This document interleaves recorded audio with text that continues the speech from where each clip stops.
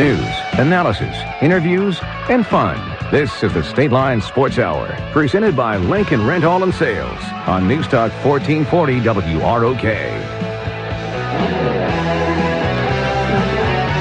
Oh, man. State Line. Back to the Thunderdome. Oh, my gosh. Poor Matt got right in the middle of that one, didn't you? Oh, that's good, though. You know, in America, you got to have conversation, don't you? That you do. I'll tell you what, it's going to be an interesting summer. I'll tell you, everybody says, summer. Why do you want to do a high school sports show during the summer? That's when we could actually have some fun talking about some stuff. Well. And, otherwise we'd have like 400 guests on in the show. We don't do this very often. No, I tell you what, though, some of those issues, just think about what happened just with the three of us here a moment ago. You get 100 people in a room or 500 people in a room together and where that's going to go. Well, you know what? It doesn't affect me because there's no racial remarks about white people on a team, I don't think, unless you're going to count the Cowboys, and that's about it. But anyway, this week was another big issue, Matt. There's a proposal coming from the West Suburban Conference about a separation of tournaments, and that's a big issue around the country. But they're proposing that they call them non-boundary. They're trying to be nice. They mean private, Catholic parochial schools would have their own tournaments, and public schools would have their own tournaments. I also contacted them and said you ought to think about letting Chicago have their own season-ending tournaments. But it's something that's going to come up, and it's interesting. I heard that the multiplier was put on hold because they knew this was coming out. So there's a lot of things going on, and it could change the scene. And it's probably going to make a lot of people mad at each other, too, Matt. It absolutely is. I think the private schools are going to say, and there's probably some truth to this, that you need to get better. At the end of the day, that's what it is. I mean, do these private schools, and this isn't a recruiting issue or anything like that, but do these private schools get, kids that would be at public schools otherwise? Of course they do. But you know what? They usually get them at a young age, and they develop them, and they go from there. Most of your kids that show up at these private schools aren't a James Robinson who showed up as a freshman and has been lights out from day one as a freshman. Most of them get in there at the lower levels just like they would at a high school. Now maybe do they have a bit of an athletic edge from somebody on the freshman team at another school? Sure. But they develop them as the years go on, and they help them get to the point to where they're juniors and seniors. They're dominating. What it really is, it's a program issue. It's not a private or public, I don't think, in my opinion. It's a program issue. I think there's more support at the private schools, and I think you just typically, not all the time, but you typically just have stronger programs from top to bottom with the coaches and having everything in order and the participation of the programs and things like that. So on the one hand, I think that's how private schools are going to look at it. They're just going to say you need to get better. But for the public schools, they look at it and say, man, these teams are winning all the time, and we're not. Because people like to win, and so it's tough when you look at an issue like that. It's an issue that's gone in Louisiana, South Carolina. North Carolina has separate associations right now. Texas has separate association. Florida's going through this. The problem is they could probably solve it all if they took care of the transfer rule, where there is no rule on the transfer rule. Everybody can transfer if they want. Bennett, star quarterback, where Scott's alma mater, is transferring to another private school. It looks like they have a better football team this year. Right. I mean, what was the name of that school? Which is the girls' school that's won a lot of girls' basketball championships the last year? Remember we read that story where they said, well, we had to let some kids go because they weren't playing a lot. Right. Those kind of issues kind of hurt a little bit. And I don't care, which side of the border you're on. You're going to hear people complaining that, and in Illinois, it's easier to transfer from a private to a private. Still, it is. When you look at the Winnebago-Auburn transfer deal, that got poo-pooed while there's other stuff going on at the same time. Where some kids have played at 3 different schools in the time. But and here's part of the Marcus issue. Posley. Right. Okay. Here's part of the issue, too, though, when you look at it, is, the educational factors. And I know this is a sports issue and it's a competition issue, but, you talk about, the depths of some of the programs, too, at the private schools and things like that. There are some pretty good kids that don't play at private schools. Because they get sold early on about, come here and you got a chance to play for the top team and this and that.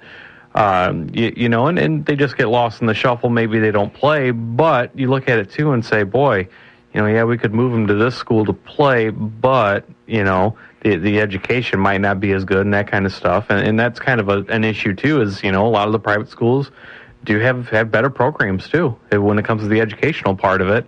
And maybe, so, maybe you have some of that, too, where maybe there are some kids, you look at, say, the Boylan football team. I know their numbers have been down a little bit the last year or two, but, they typically have maybe 60 kids on the sideline. Or 20 of those kids that never see the field, are those guys that maybe would be starting, if they were going to, a Jefferson or an East or wherever the case may be. Would they be playing more? And that kind of hurts your competitive balance, too. Here's what a non-boundary school is in the IHSA. A non-boundary school is defined as any private school, charter school, lab school, magnet school, residential school, and any public school in a multi-high school district that does not accept students from a fixed portion of a district. That probably used to be Rockford schools would have been considered that. They're not considered that anymore because I think they're doing more of the home base things. But if you look at the charter schools coming in, charter schools are becoming an issue now. Chicago just fired 500 teachers. Mm-hmm. You know why? Because they all go into charter schools. Right. Just go on the IHSA website and look at that. There's a lot of issues going to happen on this, and it's going to come down to some name calling. I'll guarantee it happens everywhere else I've seen, and the legislation will force it one way or the other because they're ticked anyway. Here's the big thing we need to know, they talked about, 24 state titles this year were won by what they call the non-boundary schools. It's 36% of the state titles. You're at about a third. What's the percentage of private schools to public schools in the state? Yeah, I'm surprised they usually put that in a story like this. And it makes you wonder, is that about the percentage? Because that's the other thing you got to look at, too, is... 24 is a lot, though. It does seem like a lot, but, what's the percentage? Are a third of the schools in the state How many private schools do we have here, like in our area, 4 or 5? We got Ackwen, you got the Christian Life, Christian, Lutheran, Boylan. Yeah. Is there anybody else? We got 5. How many Keith? Public schools? Keith? How many public schools do we have in the area? Right. So it's probably going to be a pretty good number. Chicago does have a lot more, with the charters. But it makes you wonder, is that a similar percentage of what they have? Because if so, it kind of makes sense. What the bigger issue would be is, how many of those private schools are winning football state titles. Mm-hmm. Like Montini? Yeah, and that's where it all comes back to football, really, at the end of the day. But they're going to use the numbers for everything. They are, but what happens if, and I could pull up the state champions and probably find out here real quick if I really wanted to in football, but, I'm just, making up a number here. We're 6 of the 8, I don't think it was that many this year. Okay. But I think there was a private school in most of the championships, if I'm not mistaken. So, you look at something like that, is, out of those 24, or 5 of them football, See, like I said, we could solve the whole problem. If you want to transfer to a school, you transfer to a school. Right now, that's one of the key issues because you can't do that in a public school as much. You got to be really, somebody from Winnebago we found out cannot transfer to Auburn even though it helped him, and he didn't really care if he played that year. Right, and he just went to Auburn anyway. Yeah, and he had probably one of the best reasons, and he got denied. And then you see, like, Homewood Flossmoor this past year. Right. I know they got in trouble for it, but they reinstated the coach. Did you hear that? Oh, yeah. They reinstated the coach. You're going... You got to have some, and I think the IHSA caused some of their own problems, like this multiplier factor. They did that through the board and approved it, but now if it was a separation of schools, they got to vote on it, and that makes other people mad. So, well, how can you push one thing through and then make us vote on this other one? Right. Well, you know how it is. Matt Troha is busy. He's the busiest guy in Illinois, don't you think? Yeah, I think there's a lot of factors that go into that at the end of the day, and. I don't think at the end of the day it's about transfers or this or that or the other thing. If you really, really wanted to solve the issue, short of just separating everybody, you would have to look into a private school's ability to help out with the education. And I don't think they should take that away, honestly, because they help out with non-athletes too and things like that. Oh, yeah. So I don't think they should take that away. But that's really what it is at the end of the day. Because if I'm a great player and I can go here that has a better program, but they're going to help me out with the cost where it's not going to cost as much, I'm probably going to take that over, having to go, over here where maybe it's not as good of a program. Some schools are like $10,000 a year. Yeah. My kid would still be in public school no matter what. Yeah. That's a lot of money for me. And really what the difference is, and I'm not going to name any names on schools or anything like that because it happens all over the country, let alone the city and the state, is there's two different kind of age you get at these private schools.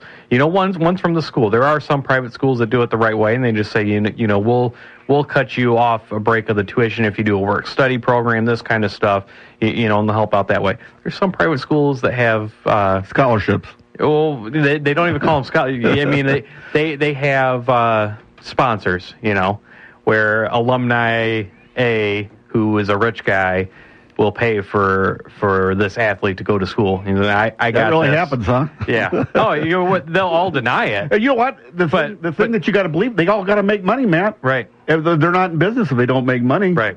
And it doesn't cost me and you anything if they go to school. That's a nice part of it. Right. So it's the thing. Again, if you're superstar player A and it's like college, and I can go to this private school and somebody's going to pay for my education and I'm going to play at a higher level, I'm going to get more notice, that kind of stuff, or I can go to my public school here, which generally gets pounded by that private school and, probably not going to get noticed as much and then things like that not get developed as well. It's a pretty easy choice. You weren't here last week, but we had Don Gillingham, the executive director of Rockford Lutheran, and one of his quotes was, he says, being a private school in Illinois is like being a Republican in Chicago. Yeah. I thought that was a classic quote right there. Right. And he's absolutely right. And the problem is, I think if the private schools were represented within the IHSA and they could take care of their own problems, they would do it better than letting everybody come together, because public schools don't understand private as much and private don't understand. If we put them all together, private and public ADs, yeah, it would be worse than me and Tom at the last break. Yeah. Well, see, and people are still going to be upset, even if you separate everything. People are still going to be upset. There's just going to be a separation between the public schools. If they separated everything here, people are just going to, not like Harlem and Hononegah that much more. If you look just locally here, and when you look at the privates, because yes, there are some dominant private schools, but there's some that don't care about the athletics as much and things like that. And then they're just going to become, you might have some private schools that are able to compete at a conference level with public schools and things like that because, they have the right mix. But if you take that same private school and put them up against a different private school that might be bigger and use some more competition, things like that, it might not go as well. Marion Central's in Woodstock, all right? They had to join a Catholic conference because the Fox Valley and the Northern Illinois Big 12, who were going to play at uneven numbers this year, would not accept them. I've got that detailed. Right. That's how bad it is, though. That's the issue. And you know what? For Boylan, this would be disastrous because, they could still play conference all year, but look where they'd have to travel to play. They'd be in the suburbs all the time. We've seen it with Boylan a lot, where they had the state title there, and they've had a good run here for about 5 years now. But before that, we saw it a lot where they dominate here in the area, and then they run up against some 5-4 or 6-3 school playoff teams. And they don't do as well. And I think that's kind of what the point I was trying to make there is, just because a private school might be able to compete well in their area doesn't mean that on a statewide level they could. So you could see a lot of changes that way too, where these traditional powers that maybe have 1 or 2 games that they have to gear up for every year, when they start to play in those games every time, they won't be traditional. So they're going to become upset too. Like I said, there's no way to make everybody happy in this situation. If you just check around the country, there is no solutions. There's 50 states, there's 50 solutions, and I haven't found one that really works. No, there's not. At the end of the day, there's not any solution to this problem. Nope.